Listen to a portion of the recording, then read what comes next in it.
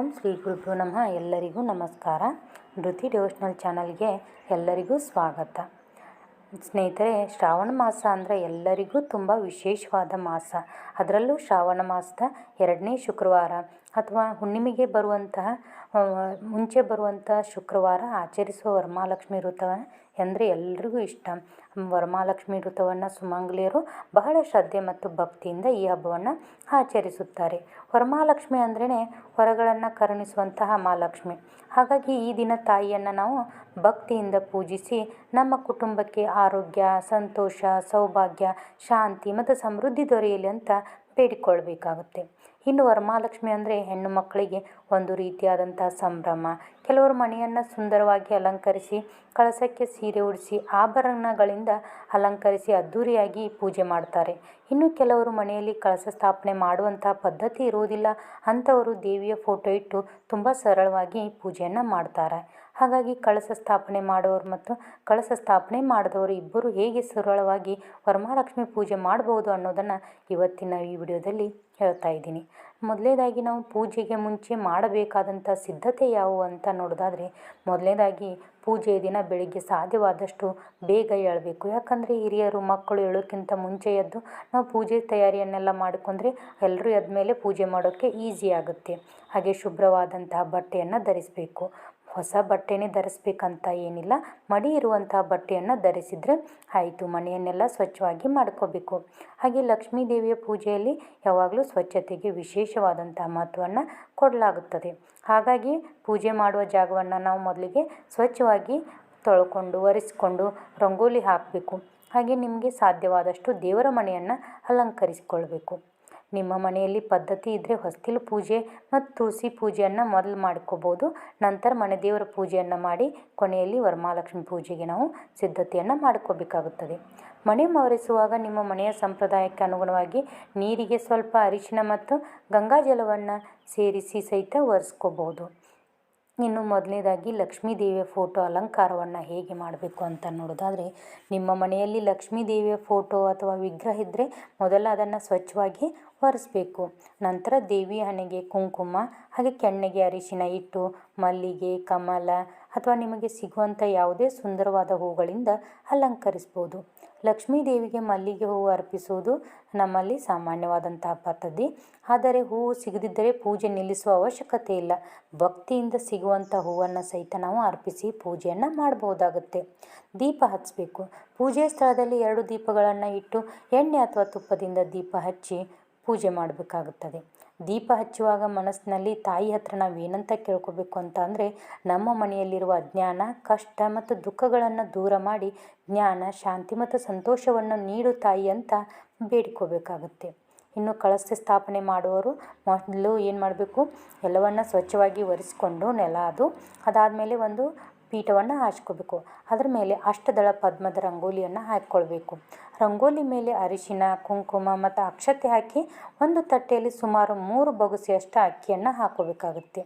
ಆ ಅಕ್ಕಿ ಮೇಲೆ ಓಂ ಅಥವಾ ಶ್ರೀ ಮತ್ತು ಸ್ವಸ್ತಿಕ್ ಚಿಹ್ನೆಗಳನ್ನು ಬರೀಬೋದು. ನಂತರ ಒಂದು ಹೂವನ್ನಿಟ್ಟು ಅದರ ಮೇಲೆ ಕಳಸದ ಚೊಂಬನ್ನು ಇಡಬೇಕು. ಕಳಸಕ್ಕೆ ಬೆಳ್ಳಿ, ತಾಮ್ರ ಅಥವಾ ಹಿತ್ತಾಳೆಯ ಪಾತ್ರೆಯನ್ನು ಬಳಸ್ಬೋದು. ಮನೆಯಲ್ಲಿ ಇರುವ ಪದ್ಧತಿಯಂತೆ ನೀವು ಪೂಜೆಯನ್ನು ಮಾಡ್ಕೋಬೇಕಾಗುತ್ತೆ. ಕಳಸದೊಳಗೆ ಶುದ್ಧವಾದ ನೀರನ್ನು ಹಾಕಿ ಅದಕ್ಕೆ ಸ್ವಲ್ಪ ಅರಿಶಿನ, ಕುಂಕುಮ, ಅಕ್ಷತೆ, 1 ನಾಣ್ಯ ಮತ್ತು 1 ಹೂವನ್ನು ಹಾಕ್ಬೋದು. ನಂತರ 5 ವೀಳ್ಯದೆಲೆ ಅಥವಾ ಮಾವಿನ ಎಲೆಗಳನ್ನು ಇಟ್ಟು ಅರಿಶಿನ ಕುಂಕುಮದಿಂದ ಅಲಂಕರಿಸಿ ತೆಂಗಿನಕಾಯಿಯನ್ನು ಮೇಲಿಡಬೇಕಾಗುತ್ತೆ. ಇನ್ನು ನಿಮ್ಮ ಮನೆಯಲ್ಲಿ ಲಕ್ಷ್ಮೀ ದೇವಿ ಮುಖವಾಡ ಇದ್ದರೆ ಅದನ್ನು ಕೂಡ ತೆಂಗಿನಕಾಯಿ ಮೇಲೆ ಇಟ್ಟು ಸುಂದರವಾಗಿ ಅಲಂಕರಿಸ್ಬೋದು. ಇನ್ನು ಕಳಸಕ್ಕೆ ಸೀರೆ ಮತ್ತು ಆಭರಣದ ವಿಷಯಕ್ಕೆ ನೋಡೋಣ. ಕಳಸಕ್ಕೆ ಸೀರೆ ಉಡಿಸುವ ಪದ್ಧತಿ ಇದ್ದರೆ ಸೀರೆಯನ್ನು ಉಡಿಸ್ಬೋದು. ಇಲ್ಲಾಂದರೆ ಬ್ಲೌಸ್ ಪೀಸು, ಬಳೆ, ಮಾಂಗಲ್ಯ, ಗೆಜ್ಜೆ, ವಸ್ತ್ರ ಮತ್ತು ನಿಮ್ಮ ಮನೆಯಲ್ಲಿ ಇರುವಂತಹ ಆಭರಣಗಳಿಂದ ತಾಯಿಯನ್ನು ಅಲಂಕರಿಸಬಹುದು. ಮಾಂಗಲ್ಯ ಇಲ್ಲದಿದ್ದರೆ ಅರಿಶಿಣದ ಕೊಂಬಿಗೆ ದಾರವನ್ನು ಕಟ್ಟಿ ಅದನ್ನೇ ಮಂಗಳಸೂತ್ರದ ರೂಪದಲ್ಲಿ ನಾವು ಅರ್ಪಿಸ್ಬೋದು. ಮನೆಯಲ್ಲಿ ಕೆಲವು ಪದ್ಧತಿಗಳು ಇರುತ್ತವೆ. ಈಗ ಮುಖ್ಯವಾಗಿ ನೆನಪಿಟ್ಕೊಳ್ಬೇಕಾಗುತ್ತೇನೆಂದರೆ, ತಾಯಿಯನ್ನು ಅಲಂಕರಿಸಲು ನಮಗೆ ದುಬಾರಿ ವಸ್ತುಗಳೇ ಬೇಕು ಅಂತ ಏನಿಲ್ಲ. ನಿಮ್ಮ ಕೈಲಾದಷ್ಟು ಸರಳವಾಗಿ ಪೂಜೆ ಮಾಡಿದರೂ ಸಾಕು. ಕಳಶ ಸ್ಥಾಪನೆ ಮಾಡಿದವರು ಕೆಲವರ ಮನೆಯಲ್ಲಿ ಕಳಶ ಸ್ಥಾಪನೆ ಮಾಡುವ ಪದ್ಧತಿ ಇರೋದಿಲ್ಲ. ಅಂಥವ್ರು ಲಕ್ಷ್ಮೀ ದೇವಿಯ ಫೋಟೋವನ್ನು ಚೆನ್ನಾಗಿ ಅಲಂಕರಿಸಿ ದೇವಿಯ ಮುಂದೆ ಒಂದು ತಟ್ಟೆಯಲ್ಲಿ ಸೀರೆ, ಬಳೆ, ಹಣ್ಣು, ವೀಳ್ಯದೆಲೆ, ಅಡಿಕೆ, ದಕ್ಷಿಣೆ ಮತ್ತು ಹೂಗಳನ್ನು ಇಟ್ಟು ಪೂಜೆ ಮಾಡಬೇಕು. ಅಂದರೆ ಕಳಶ ಇಟ್ಟಿಲ್ಲ ಎಂದು ಪೂಜೆ ಅಪೂರ್ಣವಾಗುತ್ತದೆ ಅಂತ ಏನೂ ಇರೋದಿಲ್ಲ. ನಮ್ಮ ಮನಸ್ಸಿನ ಭಕ್ತಿ ಮತ್ತು ಶ್ರದ್ಧೆಯಿಂದ ಮಾಡುವ ಪೂಜೆ ಮುಖ್ಯವಾಗಿರುತ್ತದೆ. ಇನ್ನು ತಾಂಬೂಲ ಮತ್ತು ಹಣ್ಣುಗಳು. ತಾಯಿಯ ಮುಂದೆ ವೀಳ್ಯದೆಲೆ, ಅಡಿಕೆ, ದಕ್ಷಿಣೆ, ಬಾಳೆಹಣ್ಣು ಮತ್ತು 3 ಅಥವಾ 5 ವಿಧದ ಹಣ್ಣುಗಳನ್ನು ಇಡಬಹುದು. ಇದು ನಿಮ್ಮ ಸಾಮರ್ಥ್ಯಕ್ಕೆ ಅನುಗುಣವಾಗಿ ಇರುತ್ತದೆ. ಮನೆಯಲ್ಲಿರುವ ಹಣ್ಣುಗಳನ್ನೇ ಬಳಸ್ಬೋದು. ವಿಶೇಷವಾಗಿ ಪೂಜೆಗಾಗಿ ದುಬಾರಿ ಹಣ್ಣುಗಳನ್ನು ಖರೀದಿಸಲೇಬೇಕೆಂಬ ನಿಯಮವೇನೂ ಇಲ್ಲ. ಮಡಿಲಕ್ಕಿ. ಕೆಲವು ಮನೆಗಳಲ್ಲಿ ವರಮಹಾಲಕ್ಷ್ಮಿ ಪೂಜೆಯಿಂದ ಮಡಲಕ್ಕಿ ಇಡುವ ಪದ್ಧತಿ ಇರುತ್ತೆ. ಇನ್ನು ಕೆಲವು ಮನೆಗಳಲ್ಲಿ ಇರೋದಿಲ್ಲ. ಮಡಲಕ್ಕಿಯ ಜೊತೆಗೆ ಅಕ್ಕಿ, ಬೆಲ್ಲ, ಕೊಬ್ಬರಿ ಮತ್ತು ಗೌರಿ ವಸ್ತುಗಳನ್ನಾದ ಬಾಚಣಿಕೆ, ಕನ್ನಡಿ, ಕಪ್ಪು ಅರಿಶಿನ, ಕುಂಕುಮ, ಬಳೆ ಮುಂತಾದವುಗಳನ್ನು ಇಡಬಹುದು. ನಿಮ್ಮ ಮನೆಯ ಸಂಪ್ರದಾಯದಲ್ಲಿ ಮಡಲಕ್ಕಿ ಇದ್ದರೆ ಅದನ್ನು ಮಾಡ್ಬೋದು. ಇಲ್ಲದಿದ್ದರೆ ಪೂಜೆ ಮಾಡಲು ಯಾವುದೇ ತೊಂದರೆ ಇರುವುದಿಲ್ಲ. ಇನ್ನು ಗಣಪತಿ ಪೂಜೆ. ಇದಾದ ನಂತರ ಮೊದಲು ಗಣಪತಿ ಪೂಜೆ ಮಾಡಬೇಕು. ನಾವು ಯಾವುದೇ ಶುಭ ಕಾರ್ಯವನ್ನು ಪ್ರಾರಂಭಿಸುವ ಮೊದಲು ಗಣಪತಿಯನ್ನು ಪೂಜಿಸುವುದು ನಮ್ಮ ಸಂಪ್ರದಾಯ. ಗಣಪತಿಗೆ ಅರಿಶಿನ, ಕುಂಕುಮ, ಅಕ್ಷತೆ, ಗಂಧ, ಹೂವು ಅರ್ಪಿಸಿ ಧೂಪ, ದೀಪ ತೋರಿಸಿ ನೈವೇದ್ಯ ಮಾಡ್ಬೋದು. ಗಣಪತಿ ವಿಗ್ರಹ ಇಲ್ಲದಿದ್ದರೆ ಅರಿಶಿನದಿಂದ ಚಿಕ್ಕ ಗಣಪತಿಯನ್ನು ಮಾಡ್ಬೋದು. ಅದು ಒಂದು ಸಂಪೂರ್ಣ ಅಡಿಕೆಯನ್ನು ಗಣಪತಿ ಅಂತ ಭಾವಿಸಿ ಪೂಜೆ ಮಾಡ್ಬೋದು. ಗಣಪತಿಗೆ ಬೆಲ್ಲ ಅಥವಾ ನಿಮಗೆ ಸಾಧ್ಯವಾದಂಥ ಸರಳವಾದಂಥ ನೈವೇದ್ಯವನ್ನು ಅರ್ಪಿಸ್ಬೋದು. ಇನ್ನು ಸಂಕಲ್ಪ ಯಾವ ಥರನಾಗಿ ಮಾಡ್ಕೋಬೇಕು ಅಂದರೆ, ಗಣಪತಿ ಪೂಜೆ ಮುಗಿದ ನಂತರ ವರಮಹಾಲಕ್ಷ್ಮಿ ದೇವಿಗೆ ಸಂಕಲ್ಪ ಮಾಡಿಕೊಳ್ಳಬೇಕು. ಕೈಯಲ್ಲಿ ಸ್ವಲ್ಪ ಅಕ್ಷತೆ ಮತ್ತು ಹೂವನ್ನು ತೆಗೆದುಕೊಂಡು, ತಾಯಿ ವರಮಹಾಲಕ್ಷ್ಮಿ, ಇಂದು ನಾನು ಶ್ರದ್ಧಾಭಕ್ತಿಯಿಂದ ನಿನ್ನ ವ್ರತ ಮತ್ತು ಪೂಜೆಯನ್ನು ಮಾಡ್ತಾ ಇದ್ದೀನಿ. ನಮ್ಮ ಮನೆಗೆ ಬಂದು ನೆಲೆಸಿ ನಮ್ಮ ಪೂಜೆಯನ್ನು ಸ್ವೀಕರಿಸಿ ನಮ್ಮ ಕುಟುಂಬದ ಮೇಲೆ ನಿನ್ನ ಕೃಪೆಯನ್ನು ಸದಾ ಇರಿಸು. ನಮ್ಮ ಮನೆಯಲ್ಲಿ ಆರೋಗ್ಯ, ಸಂತೋಷ, ಶಾಂತಿ ಮತ್ತು ಸಮೃದ್ಧಿ ನೆಲೆಸಲಿ ಅಂತ ಮನಸ್ಸಿನಿಂದ ಪ್ರಾರ್ಥನೆ ಮಾಡಿಕೊಳ್ಬೇಕು. ಇನ್ನು ಕುಂಕುಮಾರ್ಚನೆ. ವರಮಹಾಲಕ್ಷ್ಮಿ ಪೂಜೆಯಲ್ಲಿ ಕುಂಕುಮಾರ್ಚನೆ ತುಂಬ ವಿಶೇಷವಾಗಿರುತ್ತೆ. ನಿಮ್ಮ ಮನೆಯಲ್ಲಿ ಲಕ್ಷ್ಮೀ ದೇವಿ ವಿಗ್ರಹ ಇದ್ದರೆ ನೇರವಾಗಿ ವಿಗ್ರಹಕ್ಕೆ ಕುಂಕುಮಾರ್ಚನೆ ಮಾಡ್ಬೋದು.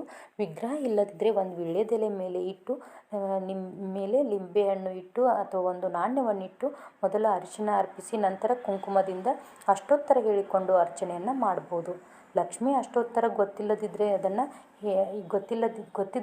ಹೇಳ್ಕೊಂಡು ಅರ್ಚನೆ ಮಾಡ್ಬೋದು. ಗೊತ್ತಿಲ್ಲದಿದ್ದರೆ ಸರಳವಾಗಿ ಓಂ ಮಹಾಲಕ್ಷ್ಮೀ ನಮಃ ಅಂತ ಭಕ್ತಿಯಿಂದ ಜಪಿಸುತ್ತಾ ಕುಂಕುಮವನ್ನು ಅರ್ಪಿಸ್ಬೋದು. ಇನ್ನು ಅಭಿಷೇಕ. ನಿಮ್ಮ ಮನೆಯಲ್ಲಿ ಲಕ್ಷ್ಮೀ ದೇವಿ ವಿಗ್ರಹ ಇದ್ದರೆ ಮತ್ತು ನಿಮ್ಮ ಮನೆಯ ಸಂಪ್ರದಾಯದಲ್ಲಿ ಅಭಿಷೇಕ ಮಾಡುವಂಥ ಪದ್ಧತಿ ಇದ್ದರೆ ಮಾತ್ರ ಪಂಚಾಮೃತದಿಂದ ಅಭಿಷೇಕವನ್ನು ಮಾಡಬೇಕು. ಹಾಲು, ಮೊಸರು, ತುಪ್ಪ, ಜೇನು ಮತ್ತು ಸಕ್ಕರೆಯಿಂದ ಪಂಚಾಮೃತವನ್ನು ತಯಾರಿಸಿ ಅಭಿಷೇಕ ಮಾಡಿ ನಂತರ ಶುದ್ಧ ನೀರಿನಿಂದ ತೊಳೆಯಬಹುದು. ಅಭಿಷೇಕ ಮಾಡುವ ಪದ್ಧತಿ ಇಲ್ಲದವರು ಅದನ್ನು ಮಾಡಲೇಬೇಕು ಎಂಬ ನಿಯಮವಿಲ್ಲ. ಸರಳವಾಗಿ ಪೂಜೆ ಮುಂದುವರಿಸ್ಬೋದು. ಇನ್ನು ವೃತ್ತದ ದಾರ. ವರಮಹಾಲಕ್ಷ್ಮಿ ವೃತ್ತದಿಂದ ದಾರವನ್ನು ತಯಾರಿಸಿ ಅದಕ್ಕೂ ಪೂಜೆ ಮಾಡ್ಬೋದು. ಕೆಲವು ಸಂಪ್ರದಾಯಗಳಲ್ಲಿ 12 ಎಳೆ ಮತ್ತು 12 ಗಂಟುಗಳನ್ನು ವೃತ್ತದ ದಾರವನ್ನಾಗಿ ಬಳಸುತ್ತಾರೆ. ಕೆಲವು ಕಡೆ 9 ಎಳೆ 9 ಗಂಟುಗಳ ಪದ್ಧತಿಯೂ ಇದೆ. ನಿಮ್ಮ ಮನೆಯ ಸಂಪ್ರದಾಯವನ್ನು ಅನುಸರಿಸಿ ವೃತ್ತದ ದಾರವನ್ನು ತಯಾರಿಸಿಕೊಳ್ಬೋದು. ಪೂಜೆ ಮುಗಿದ ನಂತರ ಅಥವಾ ಮಹಾಮಂಗಳಾರತಿಗೆ ಮುಂಚೆ ಮನೆಯ ಯಜಮಾನರಿಂದ ಅಥವಾ ಮುತ್ತೈದೆಯರಿಂದ ಕೈಗೆ ಕಟ್ಟಿಸಿಕೊಳ್ಬೋದು ಇದನ್ನು, ವೃತ್ತದ ದಾರವನ್ನು. ಇನ್ನು ನೈವೇದ್ಯ. ಇದಾದ ನಂತರ ತಾಯಿಗೆ ನೈವೇದ್ಯವನ್ನು ಮಾಡಬೇಕು. ವರಮಹಾಲಕ್ಷ್ಮಿ ಹಬ್ಬದಂದು ಬೇಳೆ ಮತ್ತು ಬೆಲ್ಲದಿಂದ ಮಾಡುವ ಒಬ್ಬಟ್ಟು ಅನೇಕ ಮನೆಗಳಲ್ಲಿ ವಿಶೇಷ ನೈವೇದ್ಯವಾಗಿರುತ್ತದೆ. ಒಬ್ಬಟ್ಟು ಮಾಡಲು ಸಾಧ್ಯವಾಗದಿದ್ದರೆ ಪಾಯಸ, ಕೇಸರಿಬಾತು, ಚಿತ್ರಾನ್ನ, ಮೊಸರನ್ನ, ಕೋಸಂಬರಿ, ಪಾನಕ ಅಥವಾ ಯಾವುದೇ ಸಿಹಿ ಪದಾರ್ಥವನ್ನು ಮಾಡ್ಬೋದು. ಏನೂ ಮಾಡಲು ಸಾಧ್ಯವಾಗದ ಪರಿಸ್ಥಿತಿಯಲ್ಲಿ ನಾವು ಹಣ್ಣು ಅಥವಾ ನಿಮ್ಮ ಕೈಲಾದ ಸರಳ ನೈವೇದ್ಯವನ್ನು ನೀಡಬಹುದು. ಇದು ನನ್ನ ಕೈಲಾದಷ್ಟು ತಾಯಿ ಪ್ರೀತಿಯಿಂದ ಸ್ವೀಕರಿಸುವಂಥ ಭಕ್ತಿಯಿಂದ ಬೇಡ್ಕೋಬೇಕು. ಇನ್ನು ಮಹಾಮಂಗಳಾರತಿ ಮತ್ತು ಪ್ರಾರ್ಥನೆ. ನೈವೇದ್ಯದ ನಂತರ ಕರ್ಪೂರದ ಆರತಿ ಮಾಡಿ ಮಹಾಮಂಗಳಾರತಿ ಮಾಡಬೇಕು. ಈ ಸಮಯದಲ್ಲಿರುವಂಥ ನಿಮ್ಮ ಮನಸ್ಸಿನಲ್ಲಿರುವಂಥ ಕೋರಿಕೆಗಳನ್ನು ತಾಯಿ ಮುಂದೆ ಹೇಳ್ಕೊಳ್ಬೇಕು. ಮಕ್ಕಳ ಆರೋಗ್ಯ, ವಿದ್ಯಾಭ್ಯಾಸ, ಉದ್ಯೋಗ, ಮನೆಯ ನೆಮ್ಮದಿ, ಕುಟುಂಬದ ಸಂತೋಷ, ನಿಮ್ಗೆ ಯಾವ ಸಮಸ್ಯೆ ಇದೆ ಅದನ್ನು ತಾಯಿ ಮುಂದೆ ಮನಬಿಚ್ಚಿ ಹೇಳಿಕೊಳ್ಳಿ. ತಾಯಿ ನಮ್ಮ ಕಷ್ಟಗಳನ್ನು ದೂರ ಮಾಡು, ನಮ್ಮನ್ನು ಸದಾ ಕಾಪಾಡು ಅಂತ ಪ್ರಾರ್ಥನೆ ಮಾಡಬೇಕು. ನಂತರ 3 ಸಲ ಪ್ರದಕ್ಷಿಣೆ ಮಾಡಿ ಕೈಯಲ್ಲಿರುವ ಹೂವು ಮತ್ತು ಅಕ್ಷತೆಯನ್ನು ದೇವಿಗೆ ಅರ್ಪಿಸಿ ನಮಸ್ಕಾರ ಮಾಡಬೇಕಾಗತ್ತೆ. ಇನ್ನು ಕೆಂಪು ನೀರಿನ ದೃಷ್ಟಿ ಆರತಿ. ಪೂಜೆ ಮುಗಿದ ನಂತರ ತಾಯಿಗೆ ದೃಷ್ಟಿ ಆರತಿ ಮಾಡಬೇಕು. ಒಂದು ಪಾತ್ರೆಯಲ್ಲಿ ನೀರಿಗೆ ಸ್ವಲ್ಪ ಅರಿಶಿನ ಮತ್ತು ಕುಂಕುಮ ಹಾಕಿ ಒಂದು ಹೂವನ್ನು ಇಟ್ಟುಕೊಳ್ಳಿ. 2 ದೀಪಗಳನ್ನು ಹಚ್ಚಿ ಲಕ್ಷ್ಮೀ ದೇವಿಗೆ ಆರತಿ ಮಾಡಿ ಆರತಿ ನಂತರ ಆ ನೀರನ್ನು ಹೂವಿನ ಸಹಾಯದಿಂದ ದೇವಿಗೆ, ಕಳಸಕ್ಕೆ ಮತ್ತು ಗಣಪತಿಗೆ ಪ್ರೋಕ್ಷಣೆ ಮಾಡಬೇಕು. ಬೆಳಿಗ್ಗೆ ಪೂಜೆ ಮಾಡಿದವರು ಬೆಳಿಗ್ಗೆ ಒಂದು ಬಾರಿ ಮತ್ತು ಸಂಜೆ ಮುತ್ತೈದೆಯರು ಅರಿಶಿನ ಕುಂಕುಮ ತೆಗೆದುಕೊಂಡು ಹೋದ ನಂತರ ಮತ್ತೊಮ್ಮೆ ಆರತಿ ಮಾಡುವ ಪದ್ಧತಿ ಇದ್ದರೆ ಮಾಡ್ಬೋದು. ಇನ್ನು ಮುತ್ತೈದೆ ಪೂಜೆ. ವರಮಹಾಲಕ್ಷ್ಮಿ ಹಬ್ಬದಂದು ಮುತ್ತೈದೆಯರನ್ನು ಮನೆಗೆ ಕರೆಸಿ ಅವರಿಗೆ ಅರಿಶಿನ ಕುಂಕುಮ ಮತ್ತು ತಾಂಬೂಲ ಕೊಟ್ಟು ಗೌರವಿಸುವ ಪದ್ಧತಿ ಇದೆ. ನಿಮ್ಮ ಸಾಮರ್ಥ್ಯಕ್ಕೆ ಅನುಗುಣವಾಗಿ 3 ಜನರಿಗೆ, 5 ಜನರಿಗೆ ಅಥವಾ ಸಾಧ್ಯವಾದಷ್ಟು ಜನರಿಗೆ ಕೊಡ್ಬೋದು. ವೀಳ್ಯದೆಲೆ, ಅಡಿಕೆ, ಅರಿಶಿನ, ಕುಂಕುಮ, ಬಳೆ, ಹಣ್ಣು ಮತ್ತು ದಕ್ಷಿಣೆಯನ್ನು ನಿಮ್ಮ ಅನುಕೂಲಕ್ಕೆ ತಕ್ಕಂತೆ ಕೊಡ್ಬೋದು. ಇಲ್ಲಿ ಸಂಖ್ಯೆಯೇ ಮುಖ್ಯವಲ್ಲ, ಯಥಾಶಕ್ತಿ ಯಥಾಸಾಧ್ಯವಾಗಿ ಮಾಡುವುದು ಮುಖ್ಯವಾಗಿರುತ್ತದೆ. ಪೂಜೆ ನಂತರ ಸೀರೆ ಮತ್ತು ಮಡ್ಲಕ್ಕಿ ಏನು ಮಾಡಬೇಕು ಅಂತಂದರೆ, ಪೂಜೆಗೆ ಇಟ್ಟಿದ್ದ ಸೀರೆಯನ್ನು ನೀವೇ ಬಳಸ್ಬೋದು ಅಥವಾ ಮನೆಯ ಹೆಣ್ಣು ಮಕ್ಕಳಿಗೆ ಕೊಡ್ಬೋದು. ಮಡ್ಲಕ್ಕಿಯನ್ನು ಕೂಡ ಮನೆಯವರು ಬಳಸ್ಬೋದು ಅಥವಾ ದೇವಸ್ಥಾನಕ್ಕೆ ಅಗತ್ಯವಿರೋರಿಗೆ ಕೊಡ್ಬೋದು. ನಿಮ್ಮ ಮನೆಯಲ್ಲಿ ಯಾವ ರೀತಿ ಸಂಪ್ರದಾಯ ಐತೆ ಆ ಸಂಪ್ರದಾಯಂತೆ ಮಾಡ್ಕೋಬೋದು. ಕೊನೆಯ ಮಾತು ಸ್ನೇಹಿತರೆ, ವರಮಹಾಲಕ್ಷ್ಮಿ ಪೂಜೆ ಅಂದರೆ ನಾವು ತುಂಬ ಖರ್ಚು ಮಾಡಿ ಅದ್ಧೂರಿಯಾಗಿ ಮಾಡಬೇಕು ಅನ್ನೋದಕ್ಕಿಂತ ನಮ್ಮ ಕೈಲಾದಷ್ಟು ಶ್ರದ್ಧೆಯಿಂದ ಮತ್ತು ಭಕ್ತಿಯಿಂದ ತಾಯಿಯನ್ನು ಪೂಜಿಸುವುದು ಮುಖ್ಯವಾಗಿರುತ್ತೆ.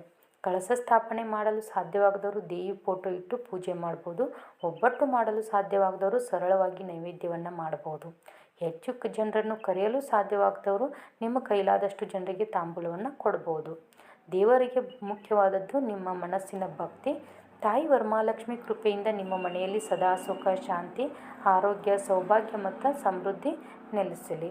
ನಿಮ್ಮೆಲ್ಲರ ಮನಸ್ಸಿನ ಒಳ್ಳೆಯ ಕೋರಿಕೆಗಳು ಈಡೇರಲಿ ಅಂತ ಧೃತಿ ಡಿವೋಷನಲ್ ಚಾನಲ್ ವತಿಯಿಂದ ತಾಯಿ ವರಮಹಾಲಕ್ಷ್ಮಿಯಲ್ಲಿ ಪ್ರಾರ್ಥನೆ ಮಾಡುತ್ತೇವೆ. ಈ ಮಾಹಿತಿ ನಿಮಗೆ ಉಪಯುಕ್ತವಾಗಿದ್ದರೆ ವಿಡಿಯೋವನ್ನು ಲೈಕ್ ಮಾಡಿ, ನಿಮ್ಮ ಕುಟುಂಬದವರಿಗೂ ಶೇರ್ ಮಾಡಿ. ಹಾಗೆ ನಿಮ್ಮ ಮನೆಯಲ್ಲಿ ವರಮಹಾಲಕ್ಷ್ಮಿ ಪೂಜೆಯನ್ನು ಯಾವ ರೀತಿಯಲ್ಲಿ ಮಾಡುತ್ತೀರಾ ಅನ್ನೋದನ್ನು ಕಮೆಂಟ್ನಲ್ಲಿ ತಿಳಿಸಿ. ಇಂತಹ ಇನ್ನಷ್ಟು ಪೂಜೆ ವೃತ್ತ ಮತ್ತು ಧಾರ್ಮಿಕ ಮಾಹಿತಿಗಾಗಿ ಧೃತಿ ಡಿವೋಷನಲ್ ಚಾನಲನ್ನು ಸಬ್ಸ್ಕ್ರೈಬ್ ಮಾಡಿಕೊಳ್ಳಿ ಮತ್ತು ಬೆಲ್ ಐಕನ್ನ ಒತ್ತುವುದನ್ನು ಮರೆಯಬೇಡಿ. ಮತ್ತೆ ಮುಂದಿನ ವಿಡಿಯೋದಲ್ಲಿ ಸಿಗ್ತೀನಿ. ಸರ್ವೇ ಜನ ಸುಖಿನೋ ಭವಂತು.